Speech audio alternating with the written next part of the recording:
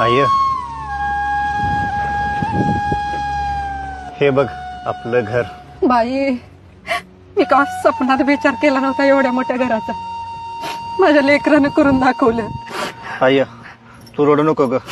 हे फक्त तू दिलेल्या संस्कारामुळं, आप्पांच्या कष्टामुळं आणि आपली परिस्थिती नसताना नातेवाईकांनी काढलेली इज्जत आणि मारलेल्या टोमण्यामुळे शक्य झाले. आपल्या घर असताना पाहुण्याच्या घरी कशाला राहताय?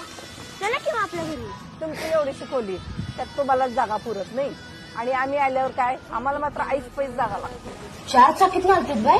मग त्याशनी घरला घेऊन यायचं नाही सोय चहा पाण्याला चला म्हणून. अगं आय त्याशनी गडबड होती म्हणून गेली. तशी बी ती लय मोठी माणसं आहे, कशाला आपल्या घरला येतील.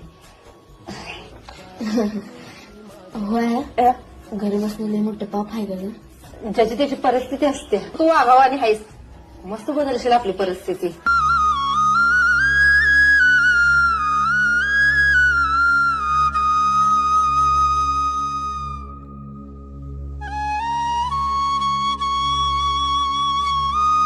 काय म्हणते ते खरं, ज्याची त्याची परिस्थिती असते. या भावकीला दाखवून द्यायसाठी का होईना, पण मी माझी परिस्थिती एक दिवस नक्कीच बदलणार. मग तर माझ्या आई बापाला इज्जत देतील का नाही. मला किती बी कष्ट करायला लागू दे, मी करणार.